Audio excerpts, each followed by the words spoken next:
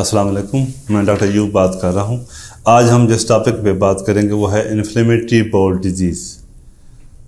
इनको आम तौर पे हम आम ज़बान में अगर बात करें तो ये बड़ी आंत का या बड़ी आंत और छोटी आंत का मुसलसल एक सोजिश है, उसे कहते हैं, जो कभी ख़त्म नहीं होती। जैसे आम अगर हम बात करें, जैसे शुगर और ब्लड प्रेशर कभी ख़त्म नहीं होते, उनको हम ग़िज़ा से और मेडिसिन से कंट्रोल कर सकते हैं। सेम ऐसे ये बीमारी ये एक जब शुरू हो जाती है तो थ्रू आउट लाइफ ये रहती है।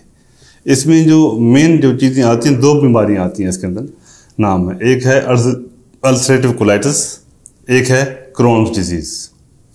तो पाकिस्तान में आज से अगर हम देखें 15 साल 20 साल पहले, तो ये तकलीफ बहुत कम थी रेशो में। ये बेसिकली वेस्ट की, मगरब की बीमारी थी। अब जो ही हमारे माहौल चेंज हुए हैं, हमारे ग़िज़ाई जो हैं समझो कि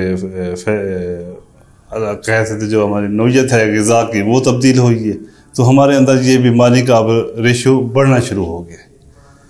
अब इतना सिचुएशन हमारे रोज़ाना का जो हम पेशेंट देखते हैं अपने, तो उसमें एवरेज 2-3 पेशेंट 4 पेशेंट हम इस बीमारी के नए देख रहे होते हैं। जो नए तशख़ीस भी होते हैं या पुराने चल रहे होते हैं, हमारे पास आके चेक करवाते हैं तमाम चीज़ें।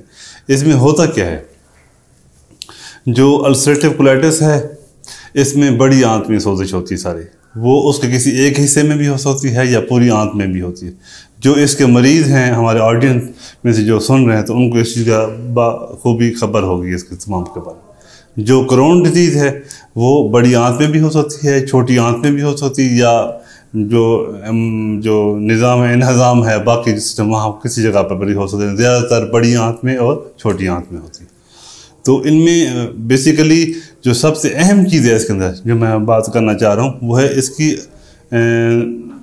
इब्तदाई हालत के अंदर, इब्तदाई अलामात के अंदर उसकी तशख़ीस करना और उसको मुकम्मल कंट्रोल करना और उसका कंट्रोल मेंटेन रखना, ये सबसे अहम चीज़ है।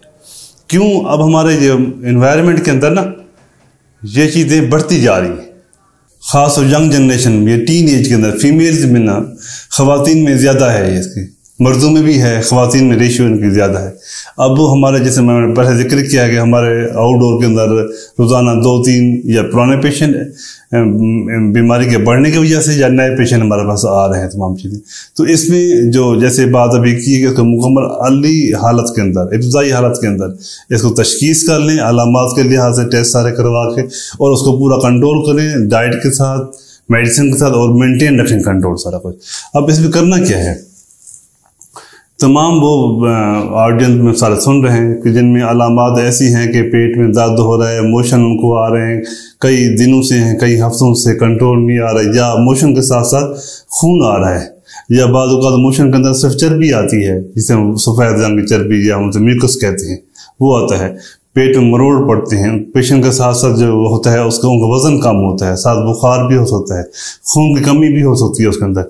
ये मुख्तलिफ अलामात हैं जो हर मरीज़ में सारी इकट्ठी नहीं होती, किसी में कुछ आ जाती है। तो उसमें क्या है कि अगर इस तरह का है तो वो प्रॉपर तरीके से फ़ोन ला के ना अगर चेक करवाए, और ये जो वो बीमारी है, वो तमाम चीज़ जो स्पेशलिटी की बीमारी है, हाँ, जो हमारे इनिशियल जनरल फिजिशियन बैठे हैं वो आराम से उनको चेक करें और असेस करते हुए रेफ़र करते हैं टूवर्ड द गैस्ट्रोएंटेरोलॉजिस्ट, जो एक सर्टिफाइड गैस्ट्रोएंटेरोलॉजिस्ट है, वो पूरा डिटेल से असेस करे और रूल आउट करे कि पॉसिबल उनको इन्फ्लेमेटरी बाउल डिजीज़ तो नहीं है।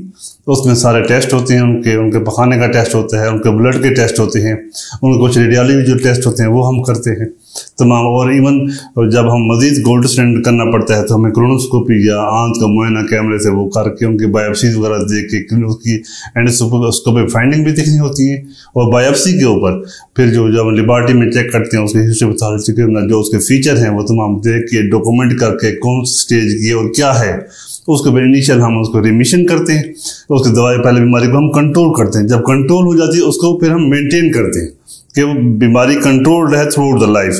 उसमें फिर तमाम मेडिसिन कौन सी मेंटेन चलानी है, किस स्टेज के अंदर, और उसके साथ साथ दवाई का काम करने का, लाइफस्टाइल का सारा कौन सी चीज़ कैसे होनी चाहिए, वो सारा का सारा हम समझाते हैं। और पेशेंट मुकम्मल फॉलोअप पे रहते हैं।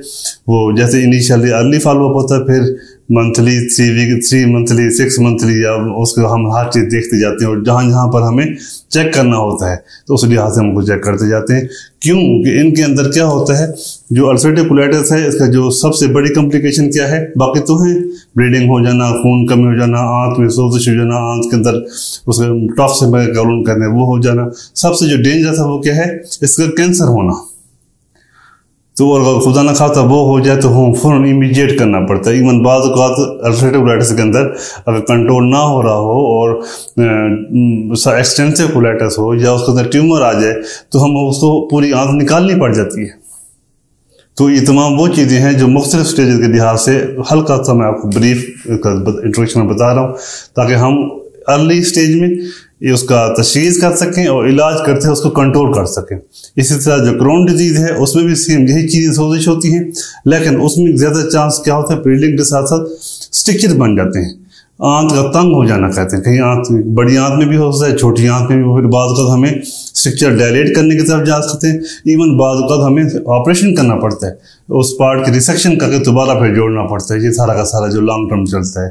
तो क्योंकि ये हमारे माशरे में अब ये बीमारी बढ़ रही है, इसलिए मेरा अपने तमाम पब्लिक को, हम तुम फेलोज़ को सारा बताना ये ज़रूरी है कि इसके लिहाज से अगर कोई पेशेंट वगैरह इस अलामात का आता है जिसके अंदर उसको मोशन लगे हुए हैं, पेट में दर्द है, पखाने में खून आ रहा है, इस तरह का, तो उसमें पॉसिबिलिटी हो सकती है कि ये बीमारी हो।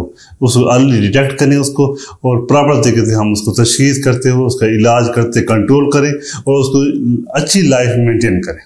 उम्मीद है इस चीज़ से आपको काफ़ी फ़ायदा पहुँचेगा। बहुत शुक्रिया, जज़ाकल्लाह।